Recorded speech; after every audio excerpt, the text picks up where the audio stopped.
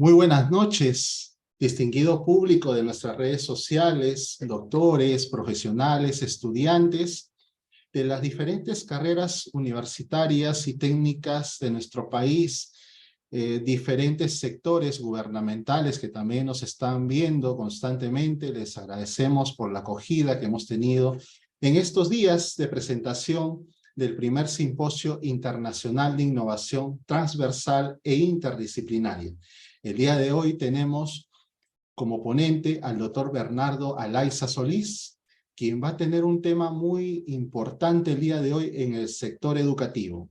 Hay mucho por hacer en educación en el país.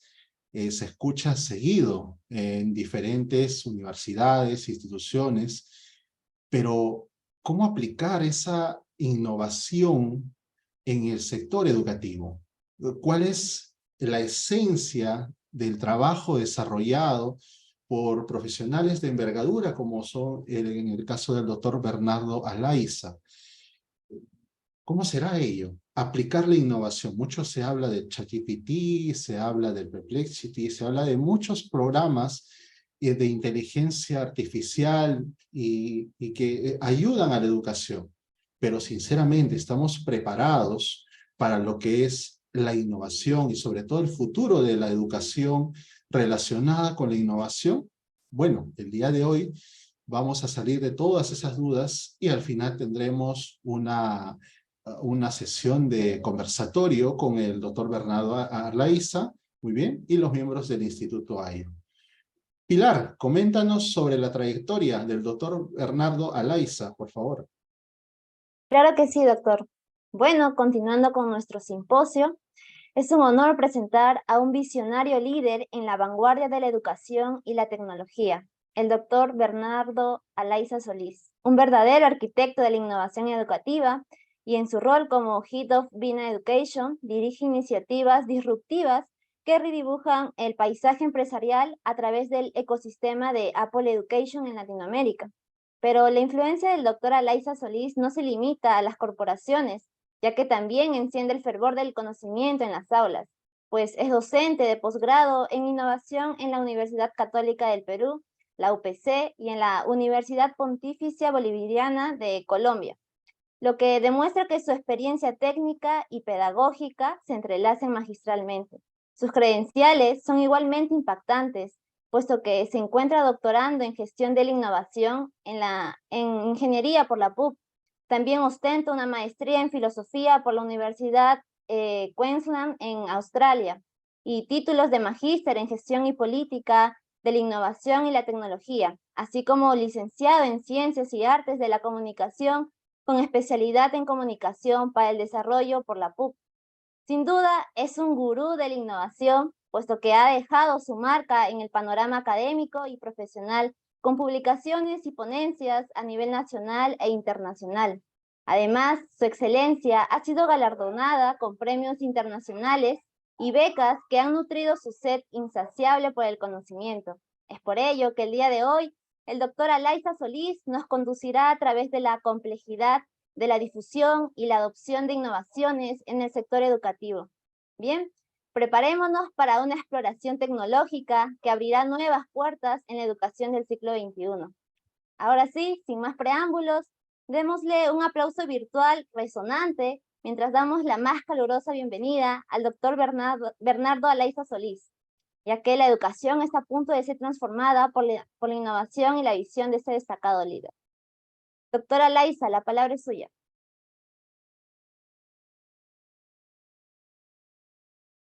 Bien, buenas noches con todos y con todas. Gracias por la invitación al grupo de investigación, también y a la Universidad Científica del Sur. Bien, el tema que compete el día de hoy está orientado a temas de difusión y adopción de innovaciones en el sector educación.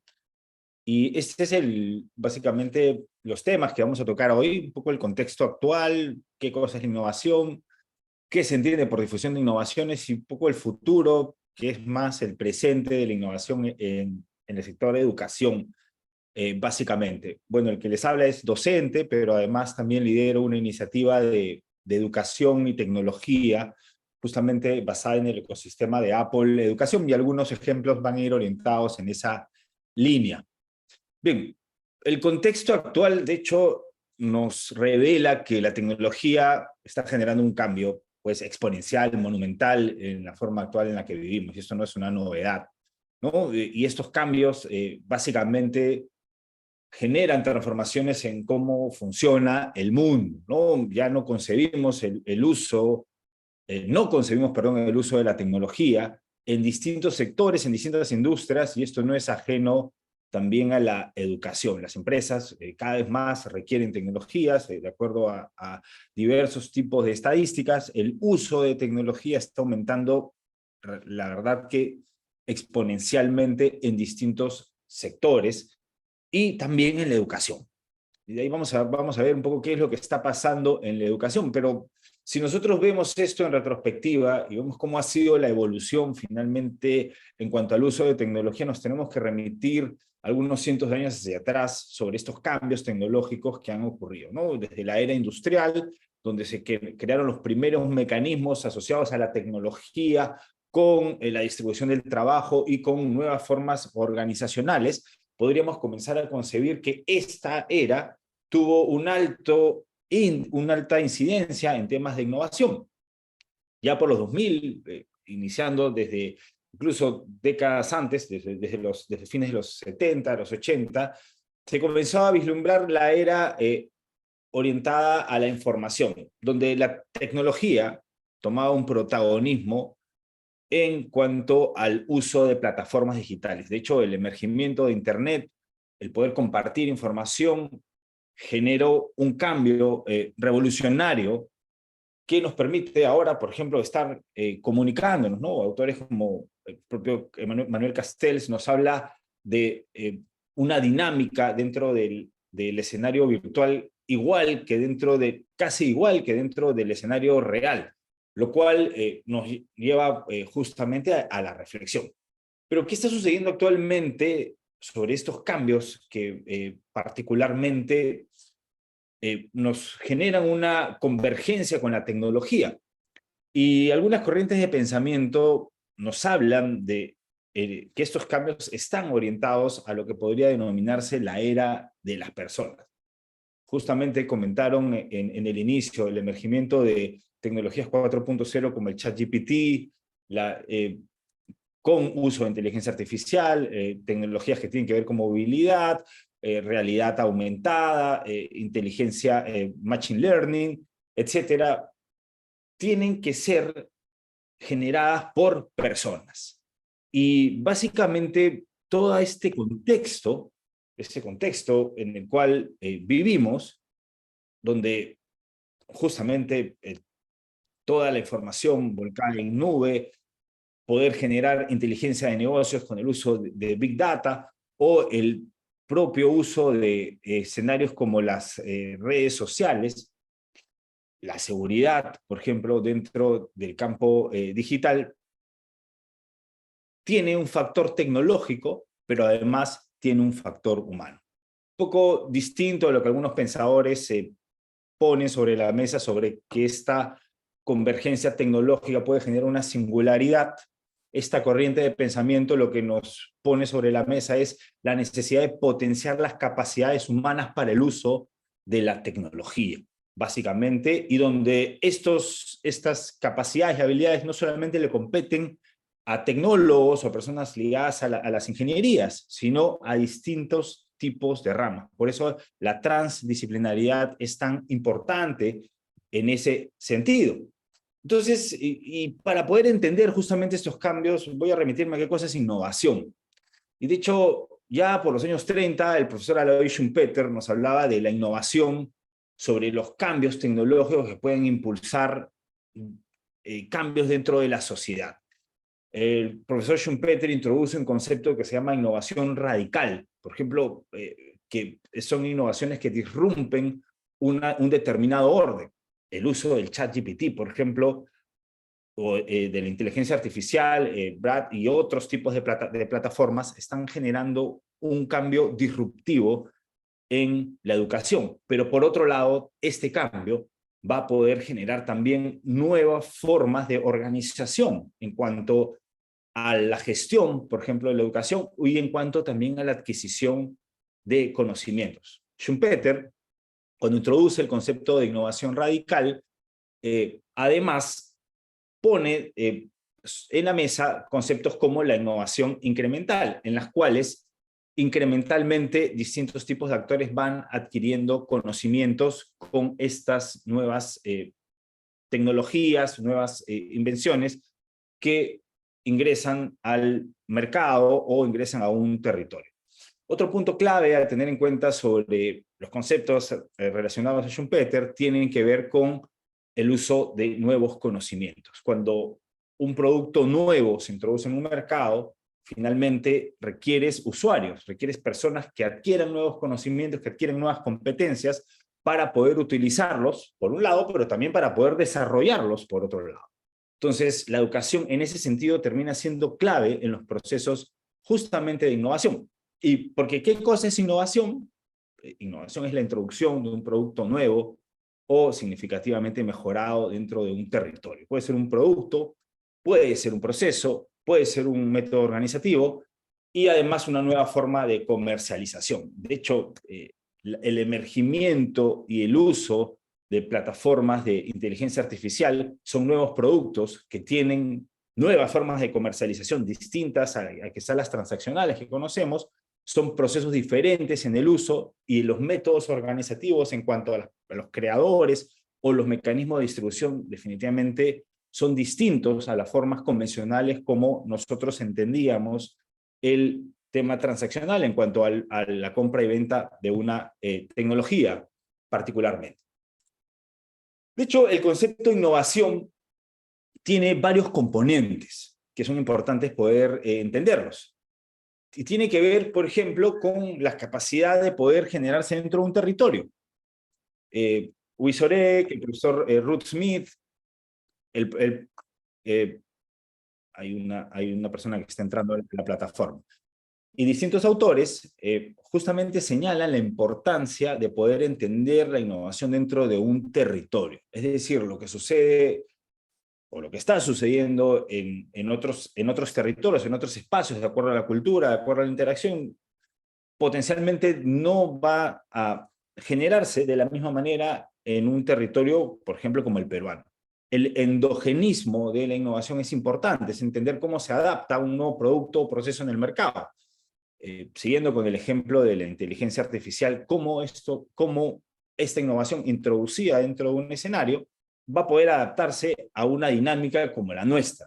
Será igual que, por ejemplo, en los países europeos, será igual que en Estados Unidos, Canadá o los países de Norteamérica. Potencialmente no, potencialmente va a tener algunas variaciones y esto es importante entenderlo. Este concepto, además del endogenismo y la innovación, también apuntala a que se pueden generar innovaciones en el territorio. No solamente adaptarse, sino dentro de un territorio.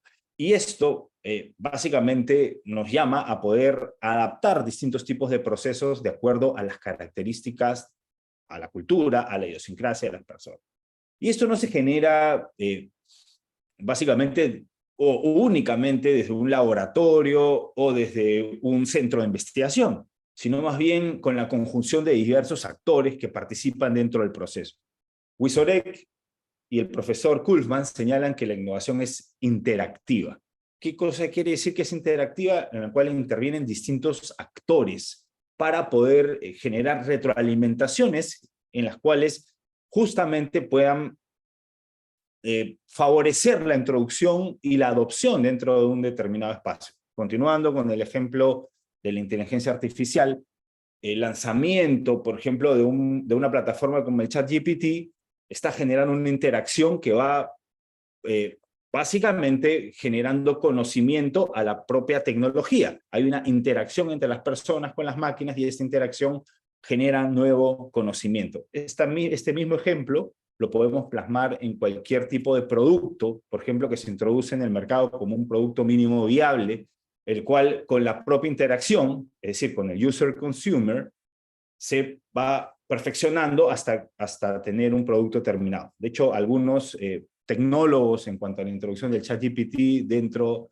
del campo actual, señalan de que el proceso se ha adelantado en cuanto a su lanzamiento, por lo menos en unos 5 a 3 años, básicamente, ¿no? Que la sugerencia en cuanto al lanzamiento del producto se debió esperar un poco más. No obstante, en cuanto a temas de innovación, la interacción y la dinámica que puede generar con el usuario, puede nutrir la consecución de un producto final, por ejemplo, ¿no? Que básicamente entendemos que es la estrategia de lanzamiento, podríamos decir entre comillas, apresurado en cuanto a una plataforma de estas características. Y por otro lado, y que esto va de la mano de la inteligencia artificial, pero con cualquier tipo de productos, la innovación es acumulativa, acumula conocimiento. Y por eso la participación, por ejemplo, dentro de esta interacción, si esto lo vemos como una dinámica, como tal, entre la interacción de distintos actores y la acumulación de conocimientos, termina siendo pues un círculo virtuoso como tal.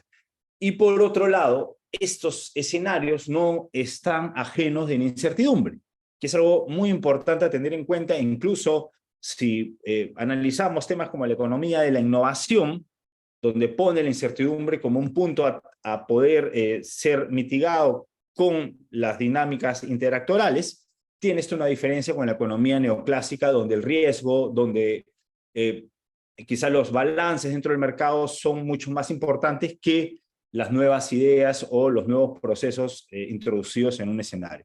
En este sentido, cómo la innovación finalmente genera estos mecanismos básicamente de soporte con los actores que participan y con las experiencias del usuario. Así que todo esto podría denominarse un círculo virtuoso finalmente para poder generar la innovación. El profesor Ruth Smith en un texto que se llama Innovation in the 21st Century señala características con las cuales uno podría detectar qué cosa es una innovación. Y de una manera cuasi mnemotécnica coloca 3 puntos a tener en consideración. Primero, un producto, un proceso nuevo introducido en el mercado, pero al cual él lo caracteriza como el hardware.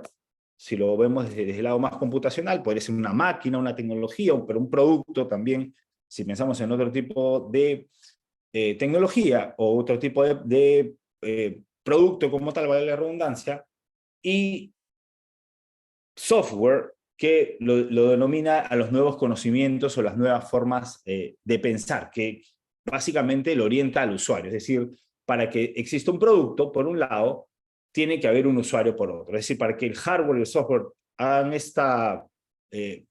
tengan esta conjunción, tiene que haber este tipo de personas que tengan un nuevo conocimiento para adoptar un nuevo producto. Pero esto sucede finalmente cuando existe un engranaje. Es decir, no sucede de la nada, no sucede porque a alguien se le ocurrió una muy buena idea y de la nada comienzan a haber nuevos usuarios, sino más bien tiene que haber un amalgamamiento, ¿no? Es decir, tiene que haber un org, un sistema organizacional que soporte la inserción de un nuevo producto dentro de un mercado, de un nuevo proceso dentro de un mercado, una nueva técnica dentro de un mercado. A eso el profesor Smith lo llama el org, las nuevas instituciones que soportan este cambio organizacional. Por ejemplo, la inteligencia artificial rápidamente adoptada en la industria genera nuevas reglas de juego, genera nuevas políticas, nuevas formas de uso que tienen que ser regladas, y también esto pasa dentro de, por ejemplo, las instituciones educativas como las universidades, ¿no? Donde comienzan a generar políticas en el uso. Algunos profesores están como que en contra de su uso, conozco muy pocos realmente, la mayoría está muy a favor de su uso, pero reglado, es decir, dentro de un contexto para que ese nuevo producto pueda generar nuevos conocimientos dentro de una estructura. Y el profesor Smith pone varios ejemplos, por ejemplo, el carro eléctrico, la inserción del carro eléctrico dentro de un escenario, ¿no? El carro eléctrico fue inventado hace 40 años atrás, por lo menos, pero su inserción dentro, a nivel del uso, es decir, a nivel del software, a nivel de nuevos conocimientos para la adopción, tomó por lo menos 3, 4 décadas hasta que el org, es decir, el sistema organizacional, pudiera adoptarlo. Es decir, por ejemplo, algo tan sencillo como lo que vemos aquí en esta imagen, tener un espacio donde cargar un carro eléctrico. No basta tener el producto, sino es importante tener todo el sistema organizacional para que esto funcione. Esa es parte de las reflexiones que hace el profesor Smith. Y en el campo educacional pasa exactamente lo mismo, ¿no? No basta la inserción de un producto, cualquiera que pueda ser dentro de un escenario. Se requiere técnicas para poder utilizarlo, pero que el sistema organizacional genere las reglas de juego para su uso, ¿no? Y, es decir, políticas de uso, es decir, restricciones, por ejemplo, MDM, sistemas de gestión de dispositivos, si es un dispositivo institucional, en bancas, sistemas de seguridad, etcétera. No basta, nuevamente, el producto y los consumidores, se requieren las reglas de juego. Y eso es lo que pone sobre la mesa el profesor Ruth Smith. Y un caso también interesante en ese sentido de la lógica coevolutiva de la innovación, que es la que les vengo un poco a contar, también bajo esta mirada, y que apuesta por la era de las personas, tiene que ver, por ejemplo, con la figura de Steve Jobs, el co-founder de Apple, que un poco la historia lo que cuenta es que en un momento de declive de la empresa, Jobs saca al mercado un producto que termina siendo un ícono cultural como fue el iPod. ¿Y qué cosa pasaba con el iPod? Si es que hacemos un análisis un poco transeccional a nivel histórico, pero también las dinámicas que ocurrieron en el proceso de adopción. Lo que pasó con el iPod es que estábamos en un proceso de curva tecnológica en la cual, por ejemplo, el emergimiento del Internet 2.0 permitía ya compartir información, lo cual permitía también generar almacenaje en dispositivos. Entonces, Jobs aprovecha todo este contexto como tal y comienza pues a hilar distintos tipos, es decir, a negociar con distintos tipos de actores para poder a nivel de las grandes empresas adoptar un modelo de negocios de estas características. Es decir, si lo vemos desde hardware, software y hardware, Jobs a nivel de Apple genera un muy buen producto, como fue el iPod, como tal, que tenía capacidad de poder, por ejemplo, albergar miles de canciones, más de 100 canciones de bolsillo, estamos hablando hace más de 20 años atrás, que pueda ser compatible con distintos tipos de plataformas, es decir, técnicamente distintas características que lo hacían utilizable. Pero por otro lado, ¿cómo generaba a los usuarios? Y una de las cosas que Jobs se dio cuenta es que, y que es lo que pasa quizás en nuestras familias, cada uno de nosotros escuchamos música diferente de acuerdo a nuestro perfil, de acuerdo a nuestras características, nuestro estado de ánimo, etc. Lo que hacía el iPod finalmente era generar esta personalización en el uso. Pero nada de esto podía pasar si es que no ocurría el hardware, es decir, el modelo organizacional para que esto funcione. Y uno de los puntos que sucedió cuando se genera este emergimiento de la web 2.0 fue que, por ejemplo, la música comenzó a compartirse de manera vertiginosa y sin los modelos de negocios convencionales. ¿Qué es lo que sucedió con las disqueras? Comenzaron a denunciar pues, el proceso pues, de pirateo de música, ¿no? Y Sean Fanning, que fue uno de los creadores de Napster, que además utilizó como base la web 2.0, tuvo grandes denuncias de parte de las disqueras por generar este sistema de compartir música, el cual, por ejemplo, el single I Disappear tuvo 300.000 comparticiones en menos de un día, ¿no? Que fue algo brutal. Lo que vio Jobs en este sentido fue una forma de hacer negocios, una forma de amalgamar el nuevo negocio. Es decir, esta forma de compartición la convirtió en iTunes y con el y con el iPod, básicamente podía generar el sistema organizacional para que esto funcione. Y convenció a las disqueras de entrar en este nuevo modelo más que de pelearse con los cambios. Que esto quizás es algo que tiene que pasar también en nuestros sistemas organizacionales. En vez de pelearnos con el cambio tecnológico, convenzámonos para poder entrar y ver en qué parte encajamos justamente dentro de estos procesos de cambio tecnológico como tal. Entonces, para eso es importante entender la difusión de innovaciones.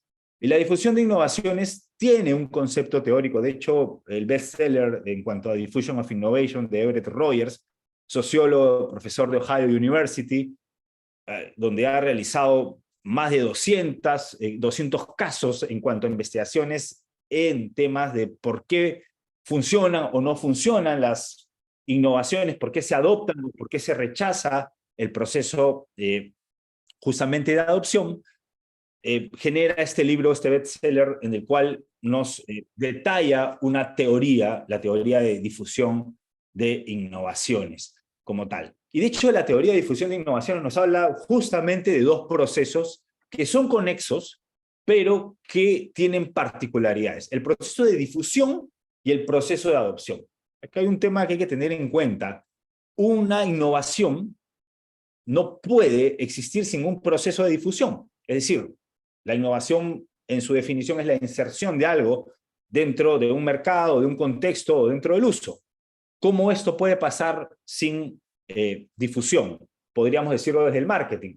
El marketing es constitutivo al proceso de innovación. Necesita generar una dinámica justamente de gestión en cuanto a la inserción del producto dentro del mercado, al reconocimiento, al posicionamiento, porque si no, no se adopta, como tal, no se adopta por arte de magia. Por eso estos procesos como tales terminan siendo, si bien, dos caras de la misma moneda, pero tienen sus particularidades. Y a la difusión, Rogers lo coloca como un macro proceso, es decir, un proceso amplio como tal. Y a la difusión, perdón, y a la adopción, un microproceso. Es decir, de acuerdo a los distintos perfiles, de acuerdo a distintos escenarios, se van a generar los procesos de adopción. Recordemos el concepto de innovación endógena. En los países, por ejemplo, endógenamente la innovación no penetra de la misma manera. Hay procesos diferentes de adopción, y eso es algo de lo que señala, por ejemplo, Rogers dentro de su teoría. Y un poco para poder entender el proceso de difusión, es el medio por el cual las innovaciones se traducen en beneficios sociales. Quizás muchos han escuchado el concepto de propuesta de valor, por ejemplo, ¿no? Cómo le damos valor a algo para que pueda responder a las necesidades del usuario. La difusión de las innovaciones tiene esta mirada de darle valor a los productos, procesos, servicios para poder ser adoptados, pero tiene ciertos lineamientos. Y una pregunta casi retórica que plantea el profesor Rogers es: ¿qué se adopta?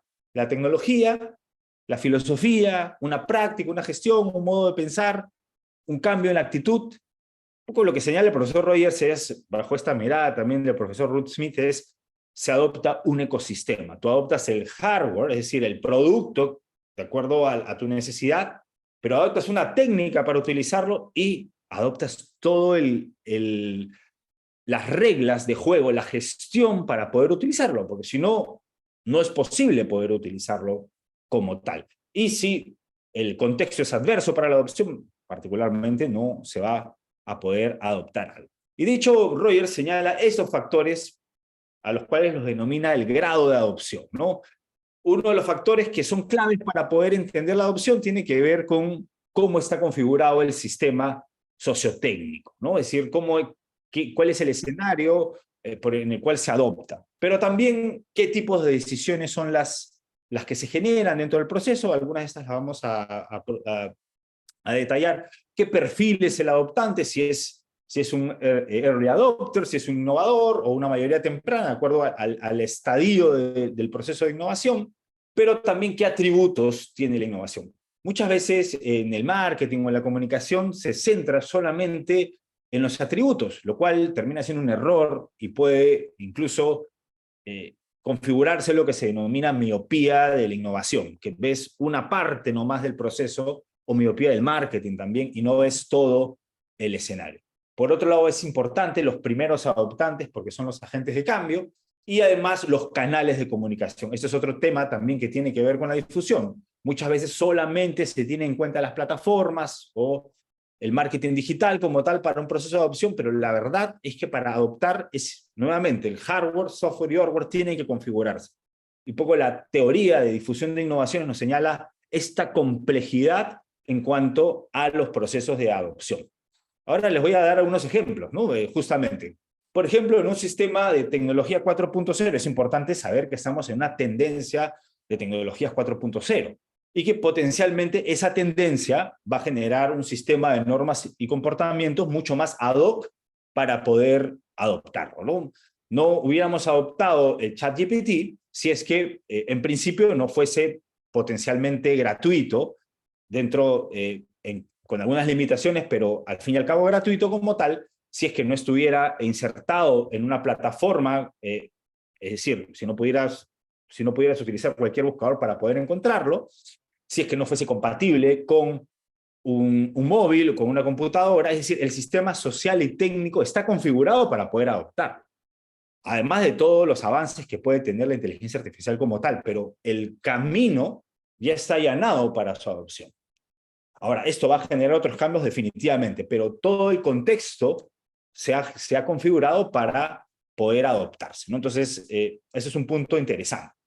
Ahora bien, hablando de temas de educación, justamente para que este contexto de adopción sea receptivo, es importante entender justamente cuáles son las habilidades requeridas para estos procesos de adopción. Y de hecho, el estudio del World Economic Forum sobre the Future of Jobs, que tiene que ver también con las escuelas del futuro, pone sobre la mesa ciertos tipos de habilidades y capacidades requeridas en los estudiantes del siglo XXI. Como por ejemplo, tener una mirada global, pensar en innovación y creatividad, tener capacidades de tecnología como tal, perdón que se me fue, tener capacidades de tecnología como tal, pero además tener capacidades interpersonales. Es decir, no podemos finalmente pensar en el tecnólogo pues, que anda recluido o el programador, por ejemplo, que anda con una capucha y aislado, sino es alguien que conoce la realidad, que entiende el escenario y que puede crear justamente. Potencialmente no lo va a hacer solo, tiene que estar con otros actores que puedan pensar justamente en el cambio. Pero esto también demanda una serie de requerimientos, por ejemplo, poder entrenar estudiantes o poder orientar estudiantes o capacitarlos a resolver problemas, a que puedan tener mecanismos autogestionados de aprendizaje, personalizados, etcétera, ¿no? Entonces, las instituciones educativas del futuro están configuradas de acuerdo a las nuevas tendencias, justamente en cuanto a la tecnología. Otro factor clave que pone sobre la mesa el profesor Rogers tiene que ver con el tiempo, ¿no? El tiempo es altamente influyente en el proceso de adopción, es decir, en qué tiempo, en qué timing estamos. Yo les puse el ejemplo, el auto eléctrico tardó casi 30 años en poder justamente adoptarse dentro de un ecosistema. El tiempo de su creación, de su invención, no era el tiempo de su innovación. Entonces, ese es un tema a tener en cuenta. No toda invención es una innovación. Eso es otro precepto que hay que tener en cuenta en cuanto a el entendimiento de la innovación. Y, por ejemplo, un tema que tiene que ver con la educación y que está orientado a todo este emergimiento de las tecnologías 4.0 tiene que ver con la realidad aumentada. Si yo les pregunto, ¿ustedes saben cuándo salió a la luz el concepto de realidad aumentada? Quizás pensarán que hace una década atrás. La realidad es que el concepto de realidad aumentada sale a la luz en los años 70, justamente, ¿no? Y estuvo efectivamente asociados a los videojuegos. Quizás hace algunas décadas atrás, con el emergimiento de Pokémon, pudimos entender qué cosa es la realidad aumentada. Y la realidad aumentada finalmente es una tecnología que permite superponer elementos virtuales sobre nuestra visión de la realidad. Es decir, ayuda a poder, con realidad virtual, a entender nuestra realidad, pero superponiéndolo dentro de objetos reales. Entonces vamos a ver algunos ejemplos, de hecho, y ya el uso ya más industrial se pudo generar hace a unos 30 años atrás con el científico investigador Thomas Caudell, que lo insertó en estos tipos de, se me va el nombre, estos escenarios de pruebas para aviones particularmente. Pero el uso actual, por ejemplo, de la realidad aumentada es poder entender los latidos de tu corazón, es decir, dentro de una realidad física, material, poder superponer elementos virtuales que te permitan entender qué cosa está pasando, por ejemplo, con los latidos de tu corazón. Ya en el campo educativo, podríamos extrapolarlo a un escenario como, básicamente, bueno, medir un objeto, medir un producto, hacer una determinada operación, que esto permita contribuir, por ejemplo, a temas educativos. O por otro lado, crear y animar, en este caso, pues, un monumento o un vestigio histórico relacionado a un tema histórico, cultural. Lo que vemos, básicamente, es que el uso como tal se ha extendido. O, por ejemplo, ya a un nivel un poco más complejo, utilizarlo en las matemáticas a nivel de colegio, en las matemáticas a nivel de pregrado, por ejemplo, y cualquier tipo de operación, extrapolarla a la realidad. Entonces, nuevamente, bajo esta lógica del hardware, software y hardware, tú tienes el hardware, que es la realidad aumentada, el software, el usuario que adquiere nuevas técnicas, pero se institucionaliza cuando lo adopta, por ejemplo, una institución educativa, cuando lo adopta, en este caso, un centro médico, cuando lo adopta un grupo de usuarios también como tal. Bien, ahora, para que existan estos procesos de adopción, no solamente pues tiene que haber este deseo por parte del adoptante, sino también tiene que haber ciertas características técnicas en cuanto a los productos a poder adoptar. Y de hecho, productos, servicios o procesos. De hecho, el profesor Rogers señala algunos que tienen que ver con, por ejemplo, que tenga una ventaja relativa, es decir, económicamente, socialmente, a nivel de apariencia, sea adaptable. Por ejemplo, la tecnología que existía de realidad aumentada hace 40 años atrás no es la misma que ahora, ¿no? Es mucho más económica, más accesible, puede ser utilizada en distintos tipos de dispositivos como tal y tiene una ventaja relativa frente a otro tipo de productos. Pero además tiene que ser compatible, ¿no? Si no es compatible, es difícil que pueda ser adoptado. De hecho, hay muchos ejemplos orientados a la compatibilidad que cuando incluso se genera en el ciclo tecnológico una madurez, se vuelven incompatibles, como por ejemplo, algo que podemos ver aquí, que quizás muchos de nosotros hemos tenido, que es el BlackBerry, ¿no? El BlackBerry se asemeja mucho a la práctica de uso, podríamos decir, ejecutivo, con un teclado en un teléfono, que fue algo adoptado porque tenía una compatibilidad. No obstante, cuando aparece la pantalla touchscreen, se genera otra compatibilidad que es mucho más adaptable a nuestra necesidad y organizacionalmente termina siendo adoptada por muchas marcas como tal, generando la quiebra, por ejemplo, de BlackBerry, con un teclado que tuvo un auge justamente porque se asumía más compatible que otro tipo de sistema. No obstante, bajo esta lógica de destrucción creativa, como les comenté más temprano de Schumpeter, esto se va quebrando, es decir, una cosa va renovando frente a la otra, y eso es algo que también tiene que ver con esta mirada de incertidumbre que está asociada a la innovación.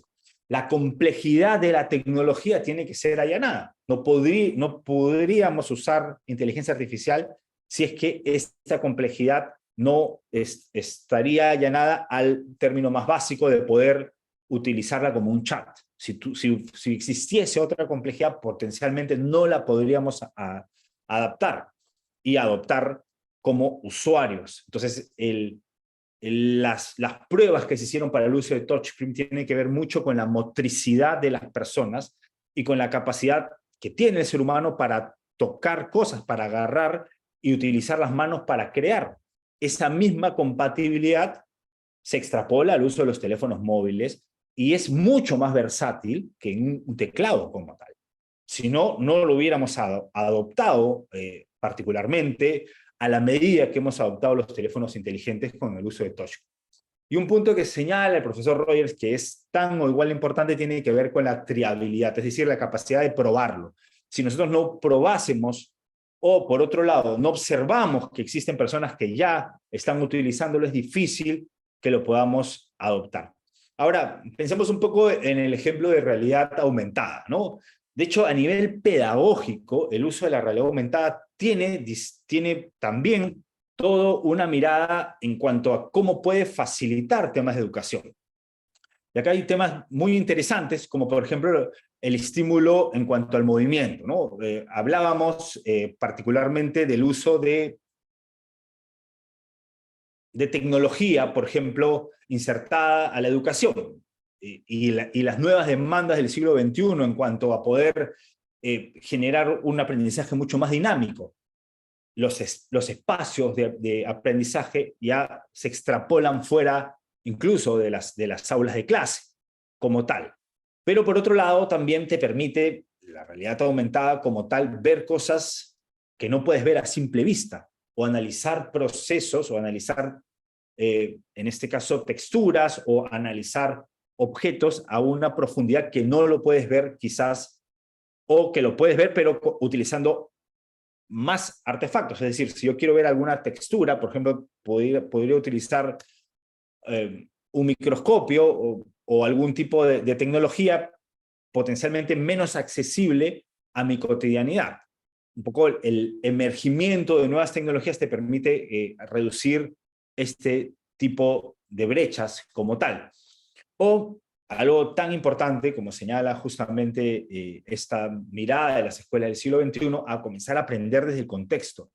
¿Cómo puedo aprender en la práctica? Por ejemplo, midiendo, generando una ecuación, procesándola, y quizá no de la manera convencional. La realidad aumentada tiene esa versatilidad, justamente. Tiene que ver también con cómo puedo hacer un aprendizaje mucho más interactivo, participativo, en el cual el estudiante construye parte de su conocimiento, y además también cómo justamente estos procesos pueden tener todo un componente pedagógico. De hecho, un tema muy interesante con la realidad aumentada es que uno tiene dentro del campo educativo, a nivel de plataformas digitales, distintas orientaciones con las aplicaciones o los usos de la realidad aumentada. Uno puede tener una mirada un poco más a nivel de usuario de consumo, es decir, yo utilizo una aplicación de realidad aumentada. Por otro lado, que es el segundo punto, yo puedo utilizar, interactuar con temas de realidad aumentada y con una información ya plasmada interactivamente, ingreso información, o puedo crear algo desde cero. Es decir, puedo programar utilizando el lenguaje de códigos para, por ejemplo, yo generar un texto o generar una imagen, o vimos este corazón, vimos esta forma de, por ejemplo, aprender matemáticas, crear esos escenarios para que justamente se utilice la realidad aumentada. Un poco lo que les comento es que dentro del campo educativo esto existe y está configurado no solamente para consumir, sino para ser prosumidores, es decir, actores que participemos dentro del proceso de la innovación. Y existe infinidad de aplicaciones que se pueden utilizar, pero también existen infinidad de funcionalidades. De hecho, un estudio sobre cómo la realidad, este es un estudio sobre cómo la realidad aumentada puede contribuir, por ejemplo, en cuanto a emociones en niños autistas, en poder generar ciertas dinámicas de accessibility para generar una mejor calidad de vida en personas con esta condición. Es decir, justamente la tecnología se inserta dentro de todo un escenario. Ahora, el profesor Rogers nos habla también de distintas formas de los procesos en cuanto a la adopción.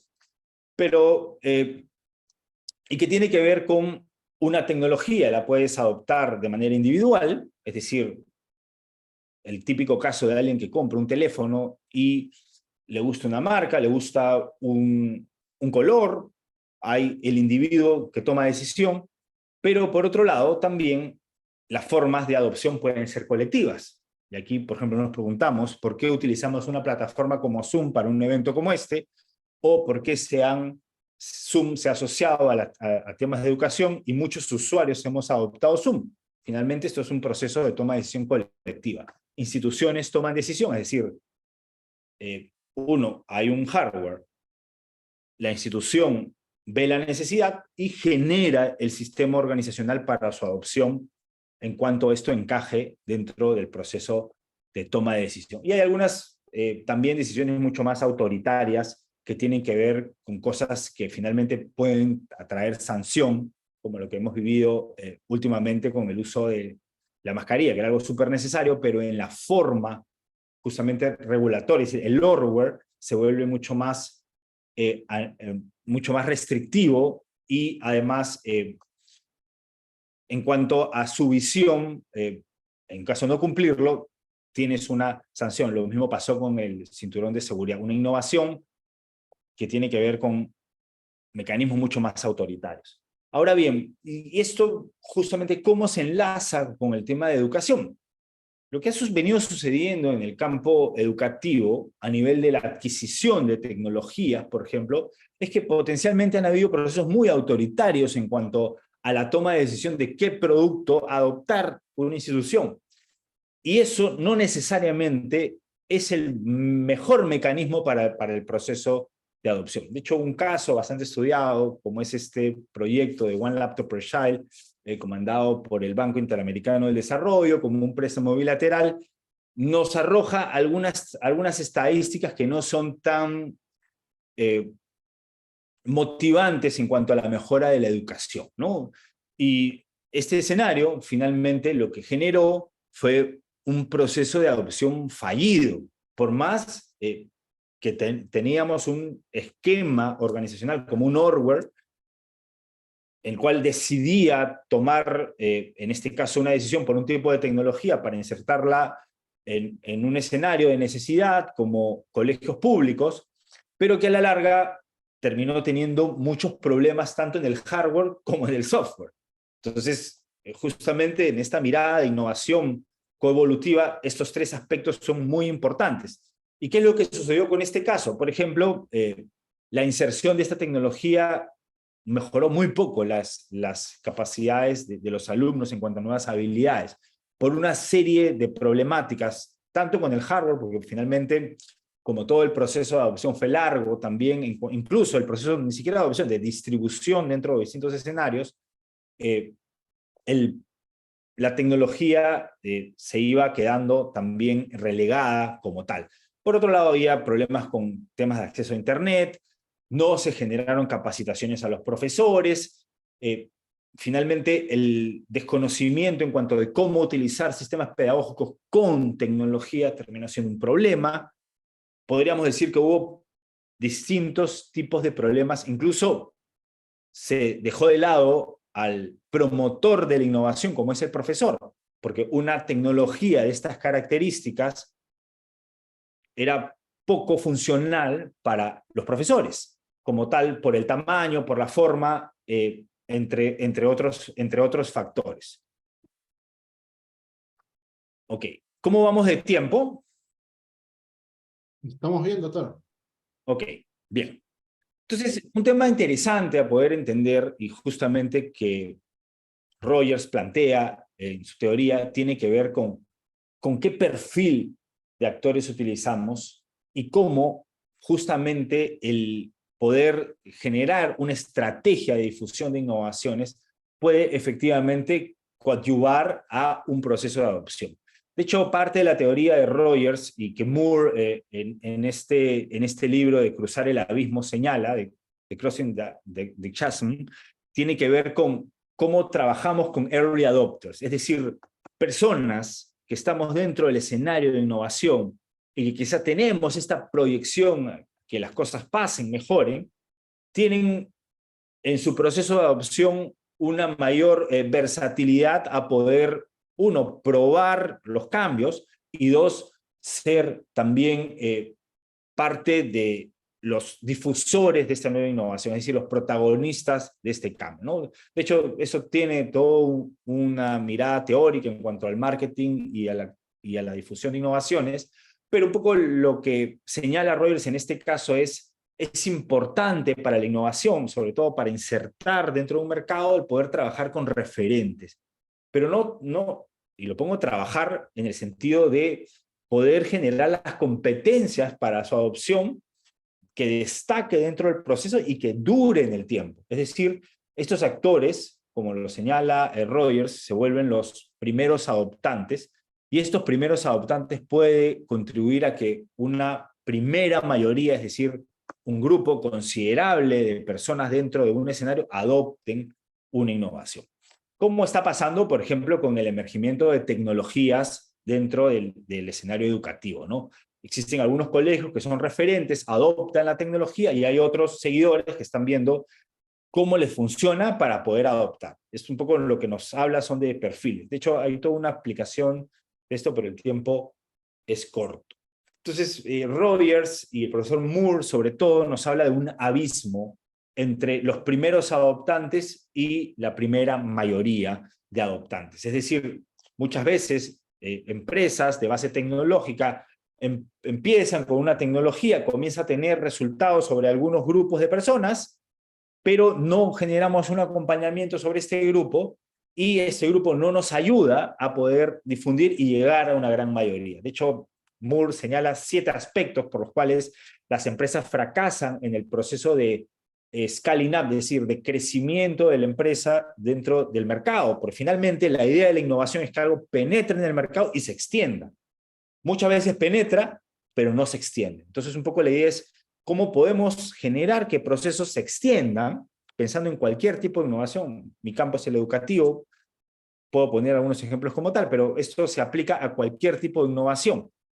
Definitivamente es importante trabajar con grupos cercanos, con investigadores, con quizás empresas que tengan estos conocimientos, pero ¿cómo pasamos a un segundo grupo de empresas que quizás ni siquiera sabe que tienen esta necesidad?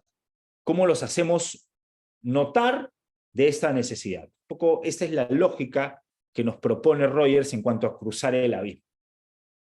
Dentro del campo educativo, cómo las experiencias de adopción positivas nos pueden ayudar a nosotros como instituciones educativas, como investigadores, como organizaciones, a poder justamente adoptar y ser esta primera mayoría de adopción en Perú que puedan tener fruto, maximizando nuestros procesos, maximizando también en el rubro en el cual nos encontramos. Entonces, y aquí quiero justamente recalcar sobre el punto de en qué estancia estamos en cuanto a la educación. De hecho, pensé en colocar el futuro de la educación, pero la verdad es que estamos hablando de el presente de la educación, el hoy y ahora de la educación. Y de hecho, es importante entender esto como una necesidad de entender la educación del hoy y ahora en base a un presente como tal.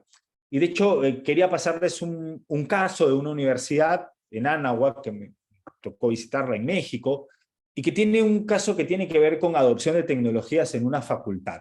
Más allá de la tecnología, quiero que pensemos en el efecto justamente que genera en los estudiantes este uso, que me parece que es interesante poder mostrar.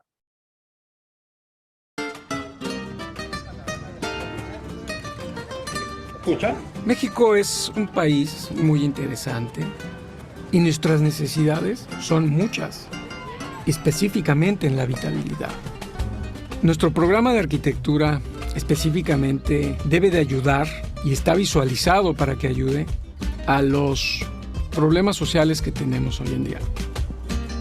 La misión es el formar hombres y mujeres para que puedan aportar y desarrollar proyectos que beneficien a la sociedad.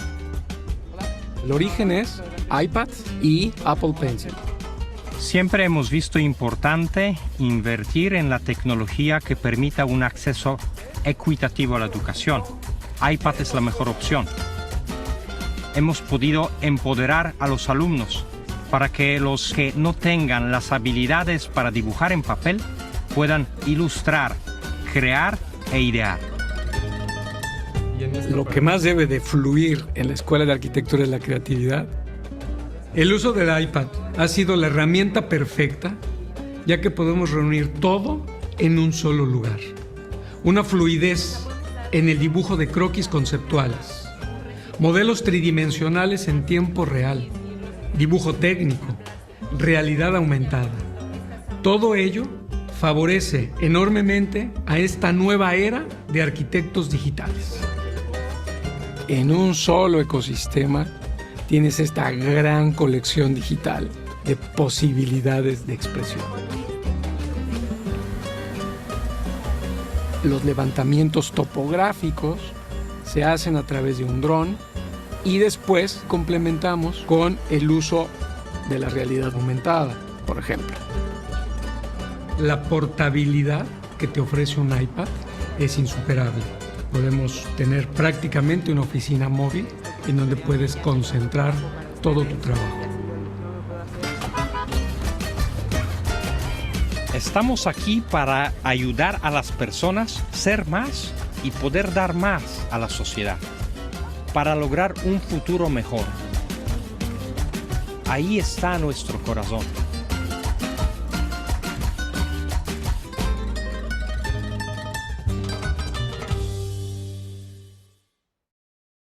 Bien, justamente, como les comentaba, más allá del producto como tal, es interesante entender cómo adopta una institución educativa un producto y todo lo que puede generar justamente alrededor. Y de hecho, un poco asociándolo nuevamente ante las demandas de las instituciones educativas del siglo XXI, las demandas requeridas en los nuevos trabajos, que a mí el último estudio me llama poderosamente la atención sobre las capacidades requeridas por estudiantes, que tienen mucho que ver con temas de innovación, creatividad, pero además con temas como liderazgo, influencia social, inteligencia emocional, es decir, esta mirada de la era de las personas, análisis y pensamiento crítico, resolución de problemas complejos, cómo generamos todos estos procesos justamente con este emergimiento tecnológico.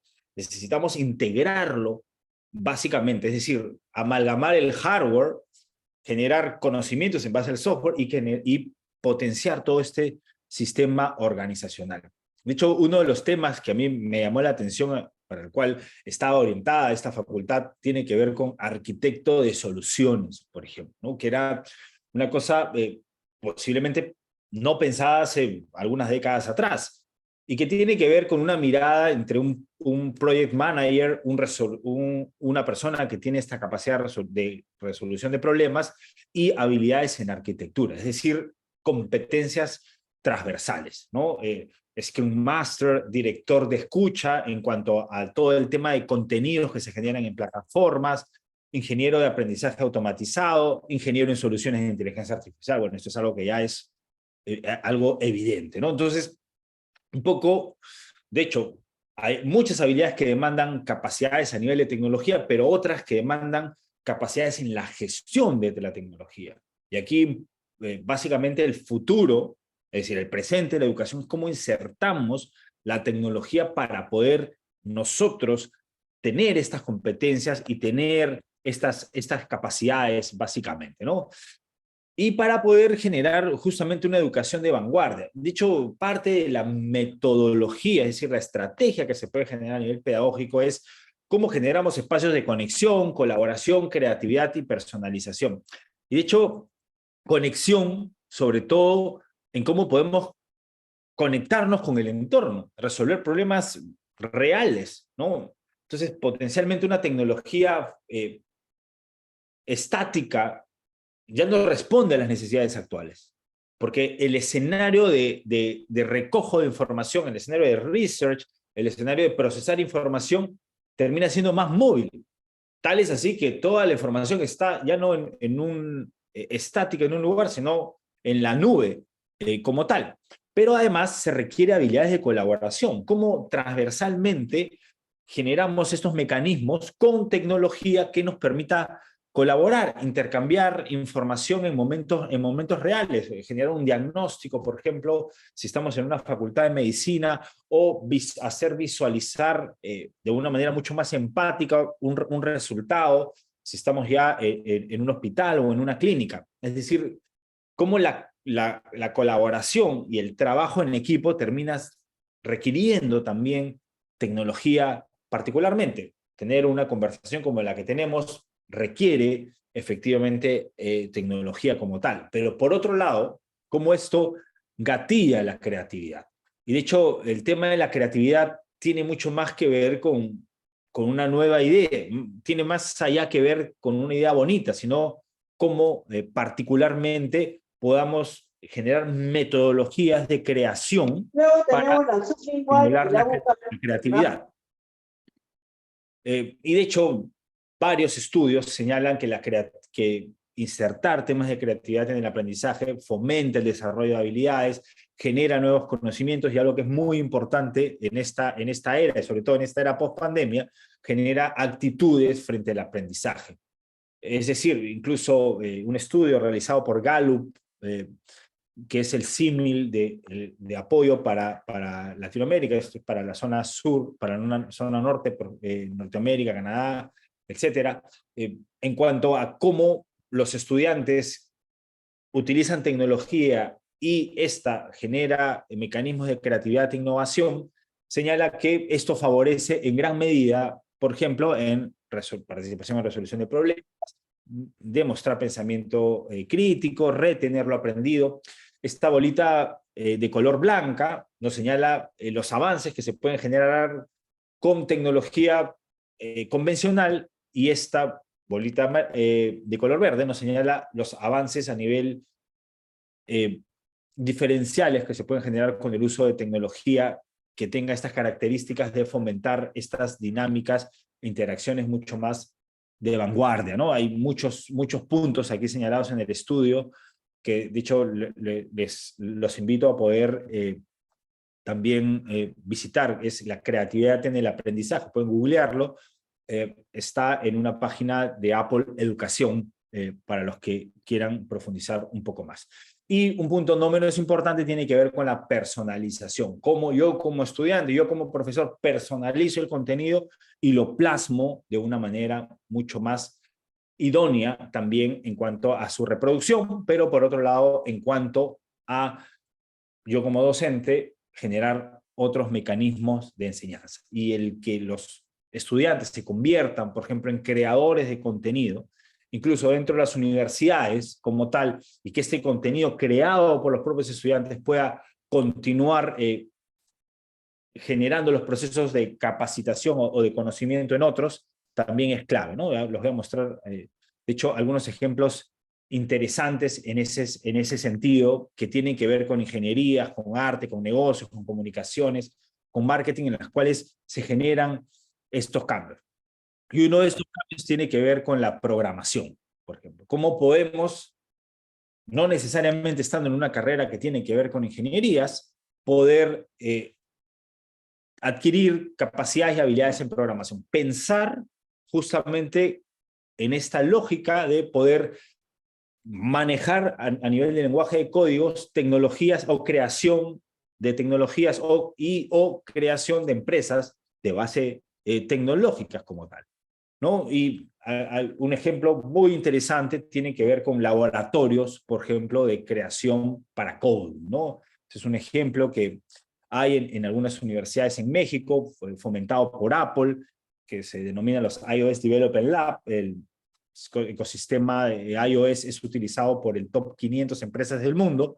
Muchas instituciones educativas se han orientado en poder generar, por ejemplo, plataformas para el uso del iOS. ¿Y cómo lo han realizado? Generando espacios dinámicos justamente para poder realizar, resolver esta demanda, estas exigencias. ¿Y qué es lo que ha generado a nivel ya académico? Por ejemplo, diplomados, desarrollos a nivel de plataformas, ideas de negocios que están dentro del mercado. Justamente tuve la oportunidad de visitar algunas experiencias en Brasil que estaban orientadas en cómo estas dinámicas de espacios de innovación con tecnología para la programación han generado empresas de base tecnológica e ideas como RAP, como por ejemplo el símil de Rapid en Brasil, o empresas que puedan pues aminorar el tema de los tiempos en las cargas por un sistema de traqueado con inteligencia artificial, o también resolver problemas cotidianos a nivel urbano, a nivel de manejos de flujos del tránsito, etcétera. Son ideas que emergen de centros educativos cuando se generan estos ecosistemas de aprendizaje, ¿no? En México, por ejemplo, estos iOS Development Lab han podido pasar más de 8,000 estudiantes y se han implementado en distintas universidades. Por ejemplo, en la UNAM, donde se generan espacios donde no solamente son espacios académicos, sino también espacios de resolución de problemas para la industria. un tema interesante, por ejemplo, en UNAM, es que el laboratorio no es administrado por una facultad de ingeniería, sino por una facultad de gestión, lo cual los llama un poco a la reflexión, porque son los que generan el vínculo con la industria y los demás actores ayudan a la resolución de problemas, ¿no? De hecho, aquí en Perú, ya como parte de toda esta línea que tiene que ver con educación, con nuevas tecnologías, en este caso desde una mirada por la educación, hay algunos espacios que se están fomentando para la creación de estas competencias en algunas universidades también, que ven esta mirada de el uso del lenguaje de códigos para, uno, generar estas competencias, pero dos, para generar esta vinculación con la industria, ¿no? De hecho, estos son algunos casos de trabajos, por ejemplo, hechos en universidades con decanos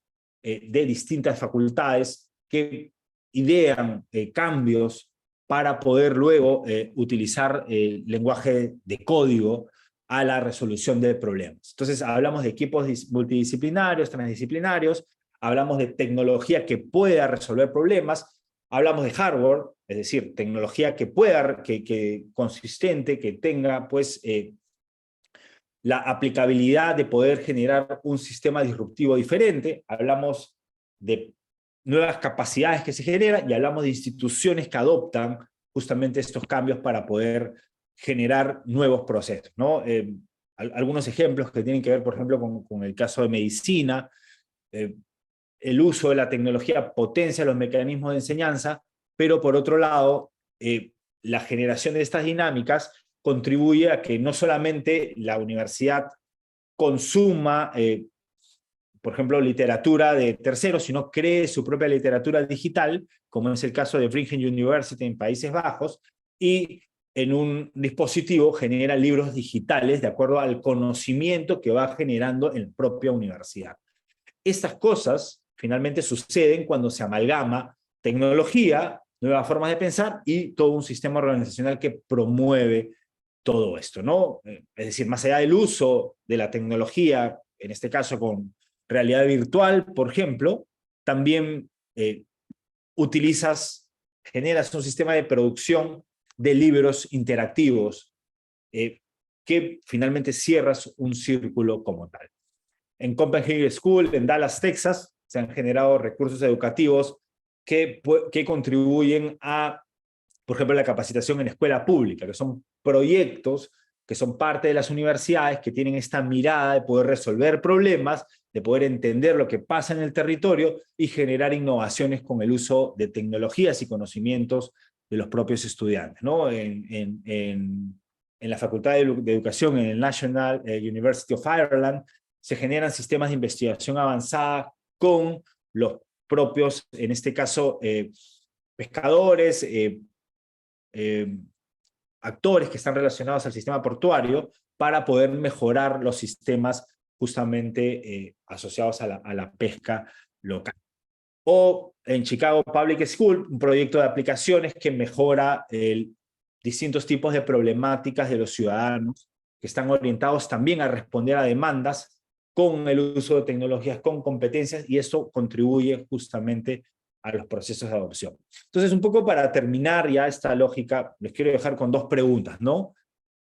¿Cuál es la visión de la institución? Si eres investigador, si estás comandando un centro de investigación, si estás en una institución pública, por ejemplo, o en una institución privada, ¿y cómo crees que la tecnología te puede ayudar? ¿No? Creo que ese sería el punto de reflexión para poder justamente fomentar temas de innovación.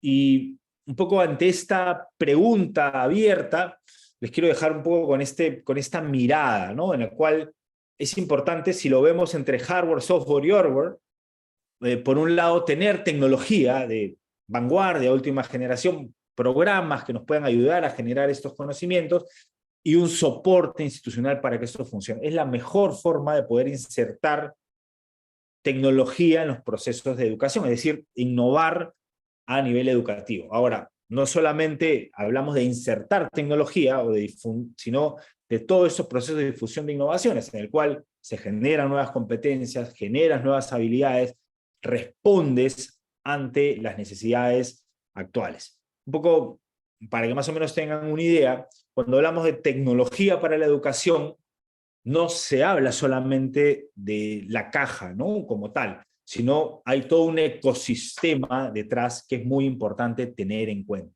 Si vemos el ecosistema, se puede amalgamar esto que dice el profesor Smith de hardware, software y hardware, en cuanto a la mejor tecnología, en cuanto a programas orientados para los actores dentro del escenario educativo y generar las reglas de juego para que esto pueda suceder en combinación justamente con esos tres aspectos. Lo interesante de esta mirada sociotécnica o coevolutiva es que todo tiene el mismo peso, porque si falla uno, se cae el proceso de innovación.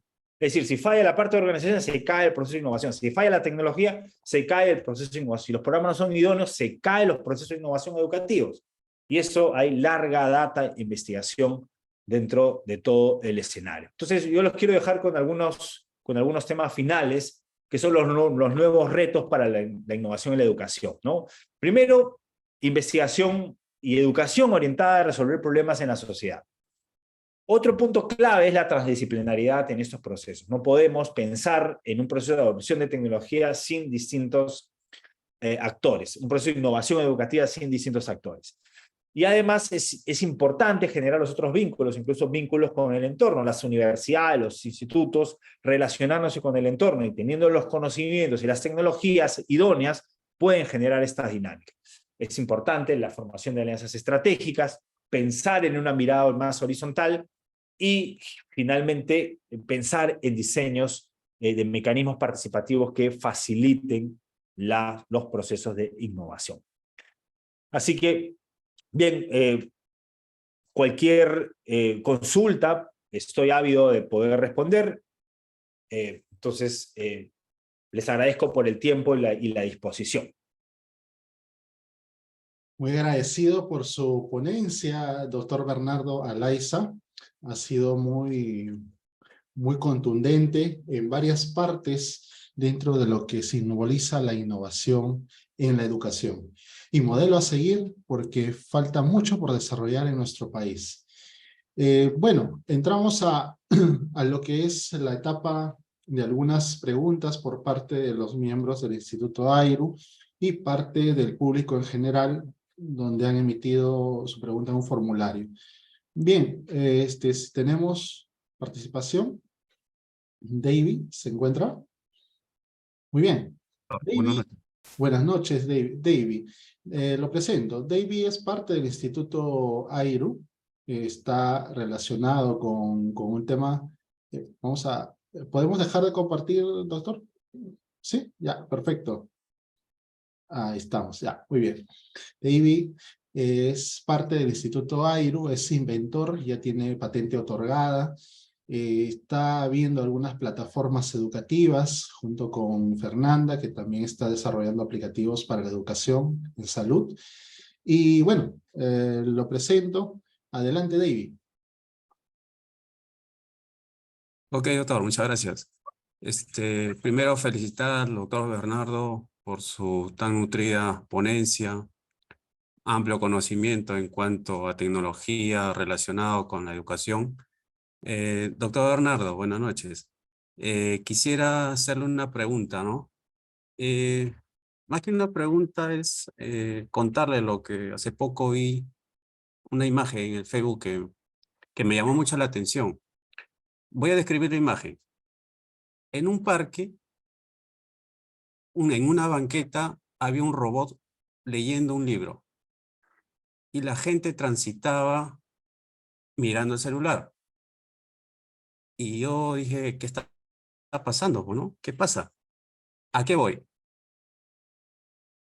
Si bien es claro, las tecnologías nos han ayudado mucho al crecimiento social en general, crecimiento de naciones, en muchos aspectos, pero también hay aspectos, digamos, negativos en cuanto al medio ambiente, pero basándonos más en el campo de educación, por poner otro ejemplo, tengo un sobrino que está en quinto de primaria y me dice, tío, mañana tengo una exposición. Yo le digo, ay, ¿a qué tema es? Era de historia. Y me dice, yo le digo, hazlo con tiempo, tienes que buscar. No, tío, ¿para qué está ChatGPT? Me indicó. Y yo digo, o sea que prácticamente la inteligencia artificial hoy en día nos ayuda mucho, pero a mi parecer, toca muy superficialmente el aprendizaje. Digamos que es un tema de controversia. Quisiera saber, doctor, ¿qué opina usted frente a ¿no? Frente a este tema? O sea, si hay una involución en el aprendizaje en cuanto a los estudiantes. Y otra pregunta también, ¿qué estrategia se podría tomar, ¿no? Que comprometan a profesores y alumnos en cuanto a la evolución, perdón, a la educación, ¿no? A la innovación educativa. Ok, muchas gracias, David. Sí, de hecho, lo que podemos percibir es un proceso desde el campo de la difusión de innovaciones de saturación de tecnología, por ejemplo, en cuanto a la tecnología móvil, ¿no? Cada uno de los que estamos acá tenemos, en este caso, un smartphone y lo utilizamos para muchas cosas, ¿no? Ese muchas cosas puede afectar en el campo comunicacional, interpersonal, potencialmente sí. ¿Cuál es justamente la labor? ¿Cómo generamos el orwell? ¿Cómo amalgamamos este proceso? Que quizás eso es lo que no se ha generado a nivel educativo para poder darle potencialmente un mejor uso, ¿no? En esa misma lógica va el tema de la inserción de la inteligencia artificial en los mecanismos de educación. De hecho, a mí me toca ser profesor de seminario de tesis y los estudiantes finalmente utilizan el ChatGPT. Es más, motivo a que utilicen el ChatGPT, que entiendan cómo utilizarlo, pero que no solamente utilicen el ChatGPT en cuanto a inteligencia artificial, sino otro tipo de plataformas que, por ejemplo, te ayudan a sistematizar información, que te ayudan a poder resumir papers académicos, ¿no? Y aquí tiene que ver mucho con el conocimiento en cuanto al proceso de adopción.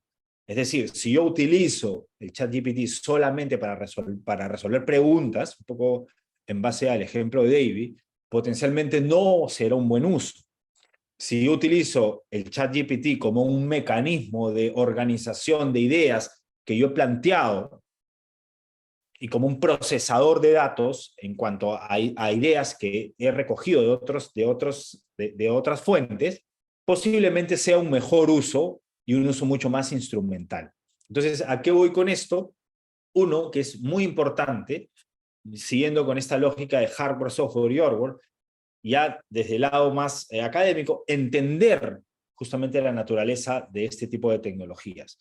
Tenemos una excelente tecnología. No sabemos todavía hacia dónde va a emerger. Tenemos usuarios que están comenzando a entender cómo utilizarlo.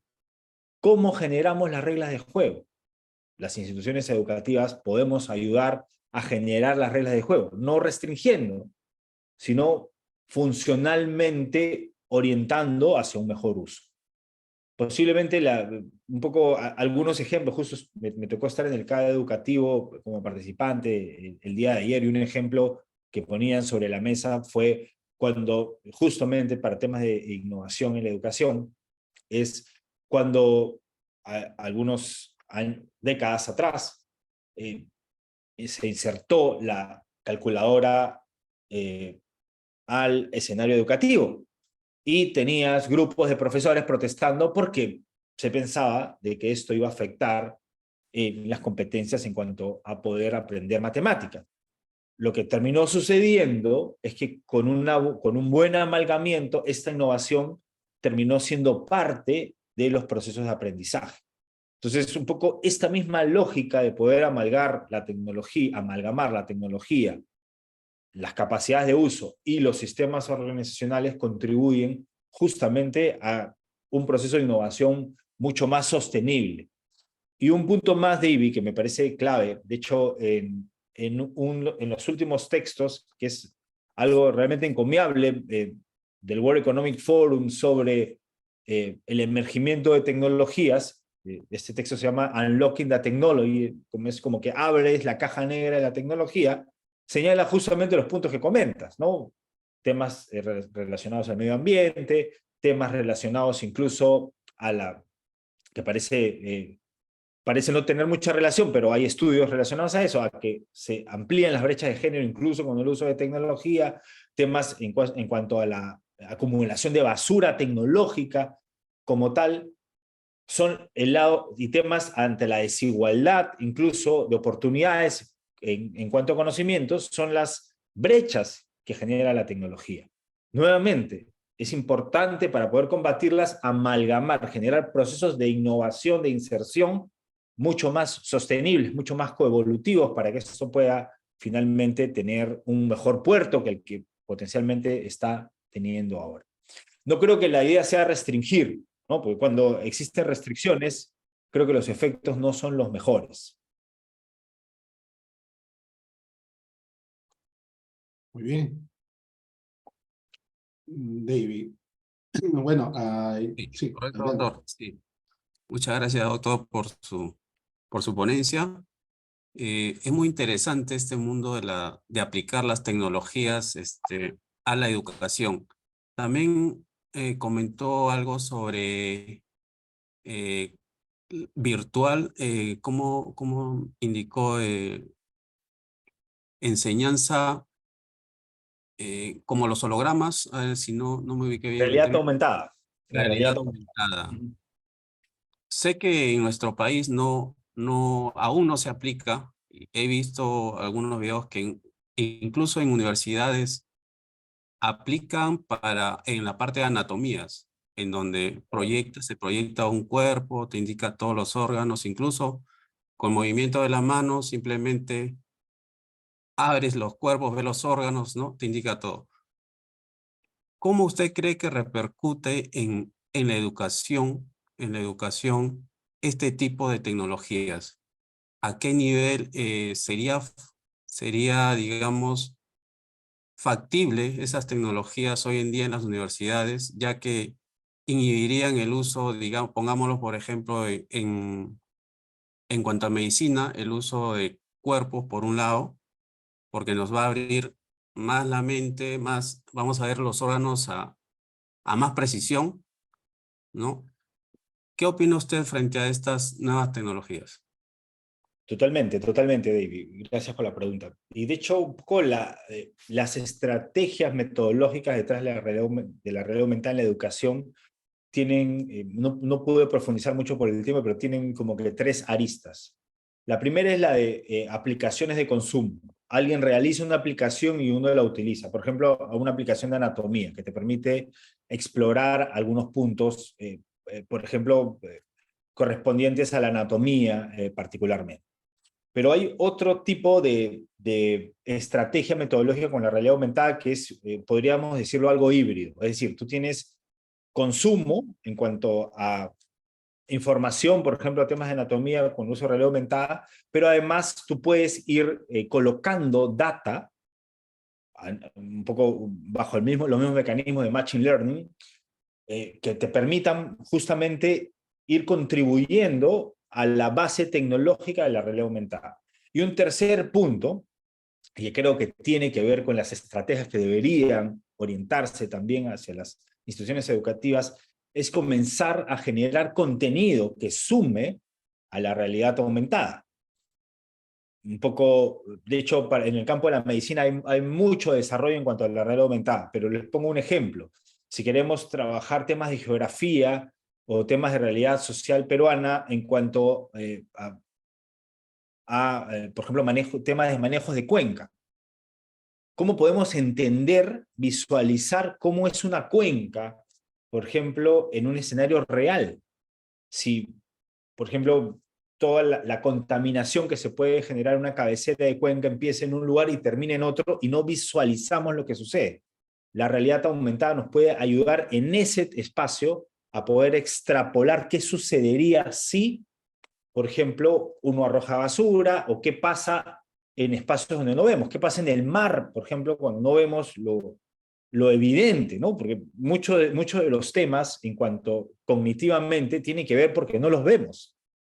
no vemos que arrojamos la basura y genera algo, por ejemplo, o no vemos muchas cosas. Entonces, estos elementos de la realidad aumentada pueden ayudar justamente a nivel ya más de generación de conocimientos en el ser humano, básicamente. Ahora, siempre hay distintas formas y fórmulas de poder pedagógicamente utilizarla. Y van a haber otras más, ¿no? Estas son 3, posiblemente más adelante sean 4 o 5, o distintos temas, ¿no? Y un punto más en estos ejemplos que yo les comenté sobre los laboratorios de generación de lenguaje de código, utilizan lenguaje de código para generar, por ejemplo, temas educativos en cuanto a la realidad aumentada, historia universal, historia, en este caso, historia de México, que hemos podido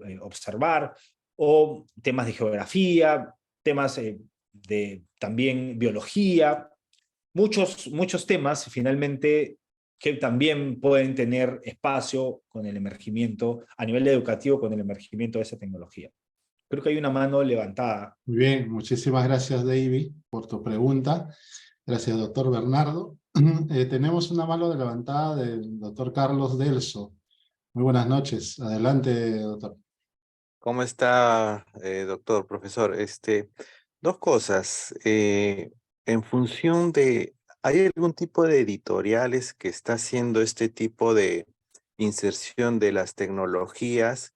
Porque, bueno, personalmente yo tengo una niña pequeña de 7 años en segundo grado de primaria y no están aplicando mucho, a pesar, bueno, que es un colegio más o menos bien, pero no están aplicando mucho este tipo de tecnologías.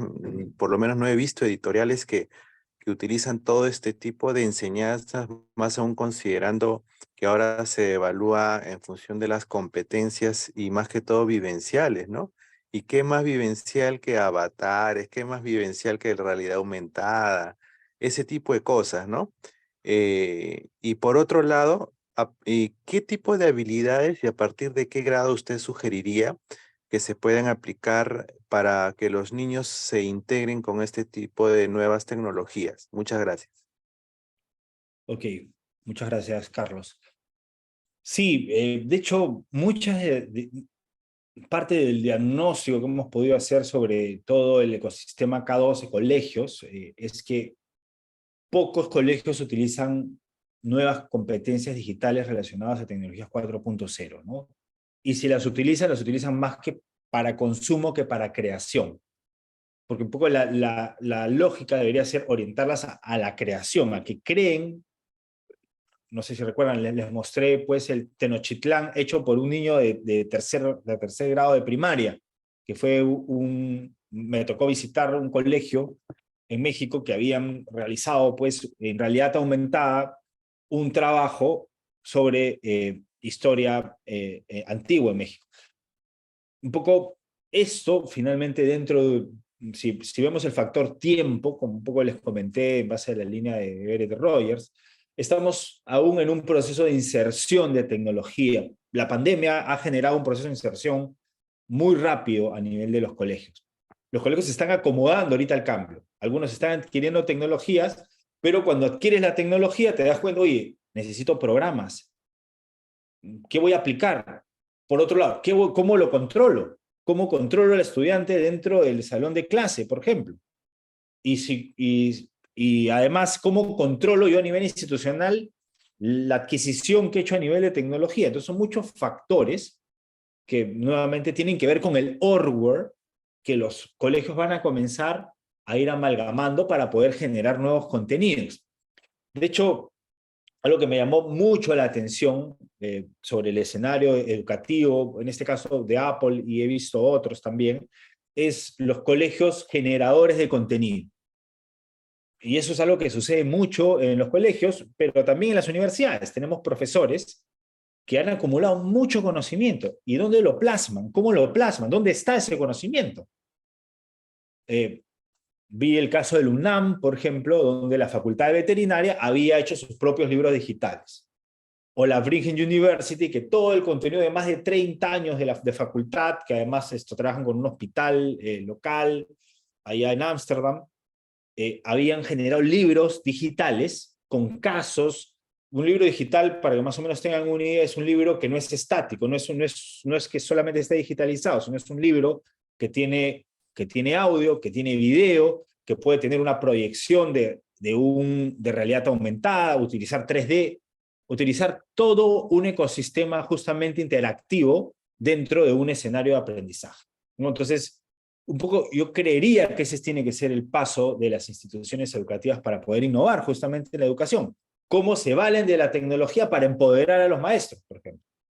Y a nivel universitario, también un poco las clases, ahora que son híbridas, muchos de los sistemas de enseñanza están variando, están siendo de distintas modalidades, es cómo implementamos clase invertida, por ejemplo, ¿no? Que el estudiante se vuelva más investigador. Pero muchas veces para ser más investigador requieres tener mejor tecnología.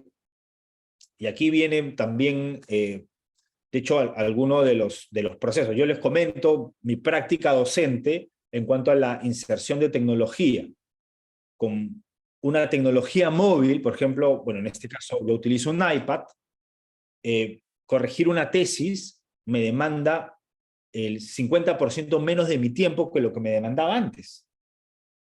¿Y por qué? Porque está digitalizado y porque finalmente el ecosistema ayuda a poder, uno, utilizar un sistema de corrección como un lápiz, por ejemplo, digital, poder utilizar voz para generar un comentario y ese comentario que se traduzca de manera accurate a un texto escrito, y esto rápidamente subirlo a un LMS. Entonces, productividad, interacción, finalmente puede contribuir la tecnología, pero nuevamente se necesita crear todos estos escenarios para que esto suceda, ¿no? Hay instituciones educativas que tienen profesores excelentes, y aquí vienen justamente los gestores de innovación. ¿Cómo ayudamos a poder canalizar todo este contenido para que finalmente pueda, pues, también, uno, la institución destacar por los contenidos que genera, pero dos, también contribuir a la expansión de contenido a nivel de estudiantes que son nativos digitales, por otro lado? O sea, ¿cómo nos vamos adaptando a estos nuevos cambios, más que cómo finalmente prohibimos estos cambios? Porque creo que por ahí no va el escenario. Y el último punto que anoté, Carlos, que tiene que ver con en qué edad. He leído mucho sobre el tema, y de hecho uno de los temas que a mí me parece muy interesante en cuanto a la tecnología móvil y el uso de las manos, sobre todo, más allá del teclado, sino de las manos, tiene que ver con esta, de hecho hemos escuchado la palabra intuitividad, ¿no? Lo intuitivo frente al uso de las pantallas touchscreen. Y esto tiene que ver con partes del cerebro que se han ido perdiendo en cuanto a la escritura por el uso del teclado. Entonces uno podría decir que el uso de la interactividad favorece a la escritura, perdón, el uso del touchscreen favorece a la mejora de la escritura que el uso del teclado. Yo tengo una experiencia personal, cuando me tocó salir fuera a dar un examen de inglés que era escrito a mano, tuve que volver a reaprender a escribir porque lo había perdido, básicamente porque todo lo hacía en una computadora. Entonces, somos seres finalmente que vamos aprendiendo, y la tecnología nos tiene que ayudar a volver a nuestras raíces también para que esta innovación pues, pueda pues, finalmente ser efectiva, ¿no? Y de hecho, he visto casos de colegios que comienzan a adoptar tecnologías desde primeros años, ¿no? Desde incluso kinder. Ahí hay varias corrientes de pensamiento que algunos objetan estos procesos de adopción tecnológica, otros las potencian. Hay una controversia ahí. Un poco lo que puedo observar a nivel de manera mucho más empírica es que finalmente hay 4 factores que favorecen el uso de inserción de tecnología de esta manera, ¿no? Que tiene que ver con, uno, la motivación frente al aprendizaje, que es clave. 2, competencias digitales y de innovación. 3, tener todo sistematizado, es decir, acceso a conocimiento centralizado cuando hay una buena estrategia. Y 4, tener una forma de aprendizaje más integrativo, porque tienes tecnología, todo está integrado, todo está en nube, y finalmente el sistema, el ecosistema como tal, es el profesor, el estudiante, se adecúan a ese escenario. Un poco lo que nos pasa en el campo laboral, ¿no? En el campo laboral trabajamos documentos interactivos, trabajamos de manera integrativa, y todo lo vamos centralizando en un punto, es decir, la nube, para poder justamente tenerlo todo sistematizado. Esto no lo aprendemos a hacer en colegio, no te enseñan a hacer en colegio. Y en universidad quizás te ves obligado a hacerlo. Entonces hay que, justamente parte de lo que te pone sobre la mesa las escuelas del futuro, tienen que ver con eso. Generemos habilidades en tecnología, pero para un buen uso. Porque eso ha venido para quedarse, básicamente. Muy bien, doctor Carlos, muchísimas gracias por su pregunta. Y bueno, hay una pregunta que también menciona el doctor Carlos, dice, ¿cuál y cómo sería la labor del gestor de innovación en esta tecnología de la innovación? Bueno, eso es un tema interesante, ¿no? Y de hecho, ¿quiénes somos los llamados a hacer innovación? Entonces, tenemos competencias diferentes. Si hacemos una encuesta en este grupo que está conectado y los que están mirando, posiblemente podemos ser de muchas carreras diferenciadas. Un poco el tema es cómo confluimos, básicamente, en que estas competencias nos puedan ayudar a resolver problemas. Entonces, frente a la pregunta es ¿cuál es la labor del gestor de la innovación? Tiene que ver con cómo generamos esta amalgama entre la tecnología, supongamos que sea una tecnología ya creada, la creación de conocimientos para la adopción, pero sobre todo, cómo institucionalmente generamos los vínculos para que pueda ser adoptada. Es decir, cómo orquestamos un proceso de innovación.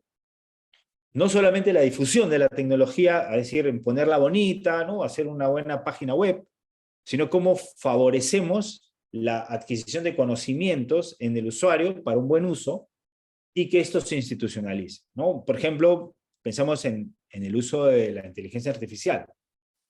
Estamos un poco esperando a que se generen las reglas de juego para su uso y adaptando cosas quizá de afuera, el Ministerio de Transporte y Comunicaciones, generando algunos lineamientos. ¿Y dónde está la labor de la academia en ese sentido? ¿Cómo participa en cuanto a la usabilidad? De hecho, ya hay casos, ya hay casuísticas. Se van a ir generando estos procesos, estoy seguro, de configuración de estos procesos, no me sale la palabra, de configuración de estos procesos. Y ahí están los gestores de innovación, expertices diferenciados, orientados en la resolución de un problema, ¿no? Ese es el rol del gestor de innovación, básicamente. Muy bien, doctor.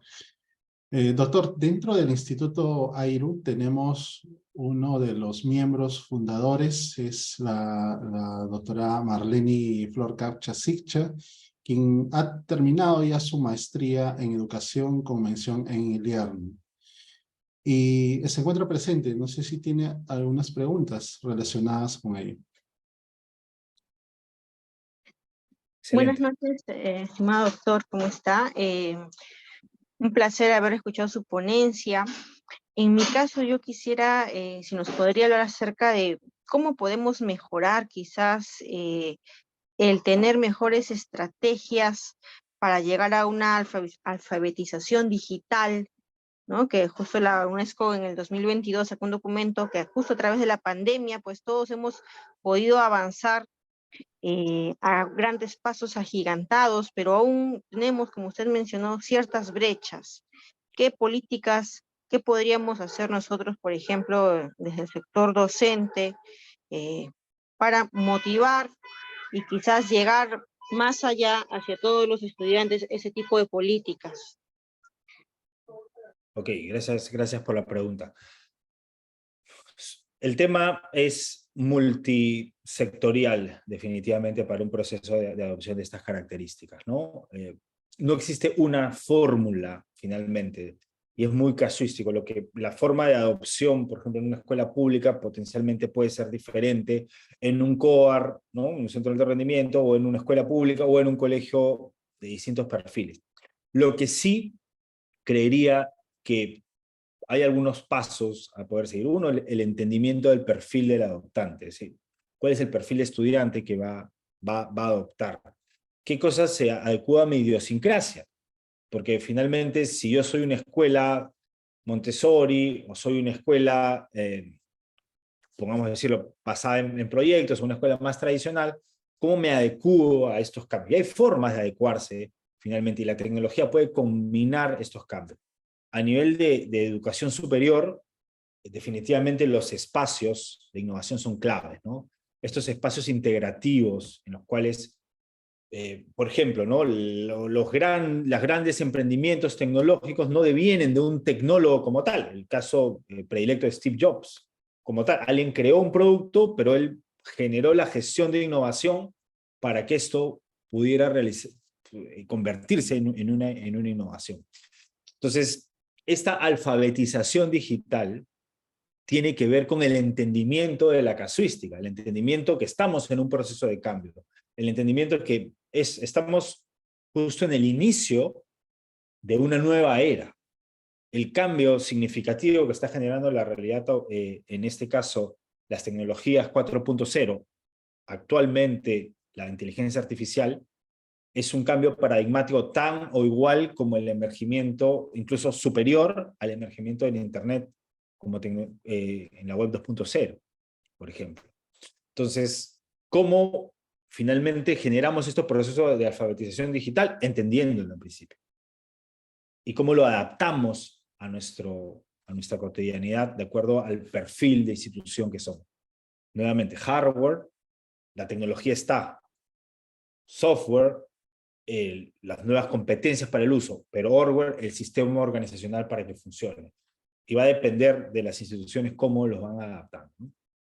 Y del gobierno, ya si lo vemos más macro, más a nivel de sistema, cómo generamos las políticas para poder incentivar a que los actores participen en estos procesos de adecuación sociotécnica, es decir, de adopción tecnológica. Muy bien.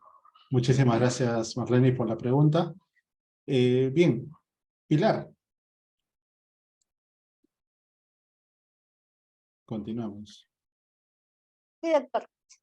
Muchas gracias, doctora Laiza, por su enriquecedora y perspicaz presentación. Sin duda, su capacidad para destilar los desafíos y las oportunidades en este campo crítico nos han proporcionado una visión profunda y esclarecedora.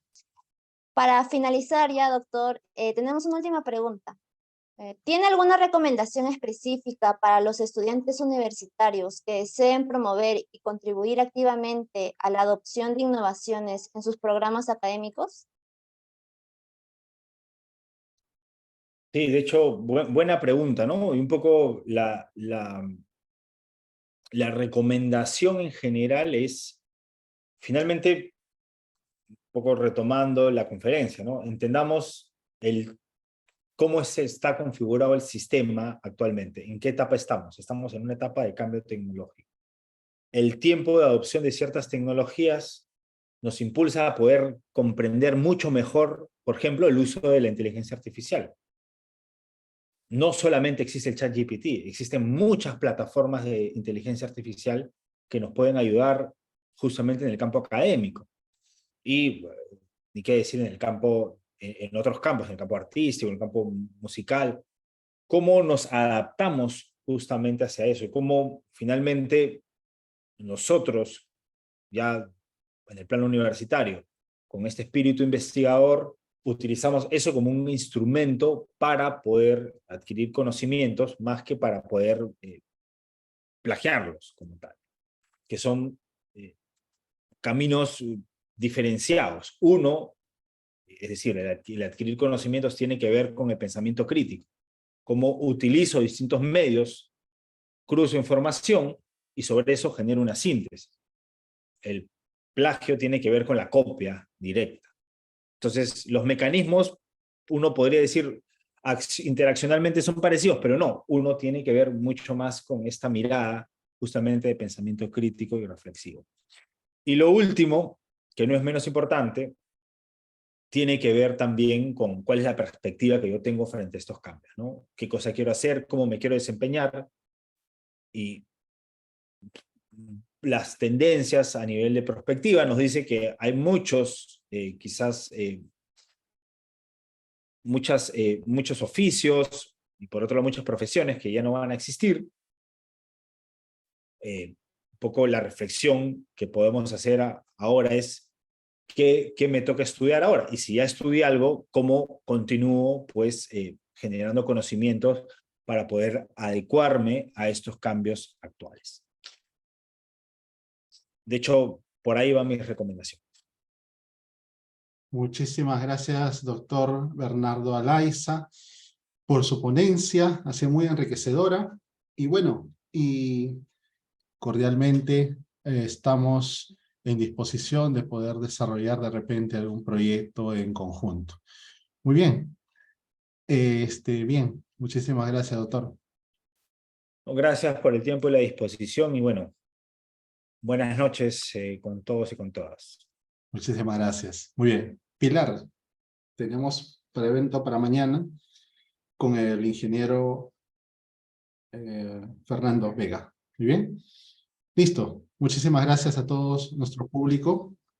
Nos estamos viendo el día de mañana. Cuídense bastante. Muy buenas noches.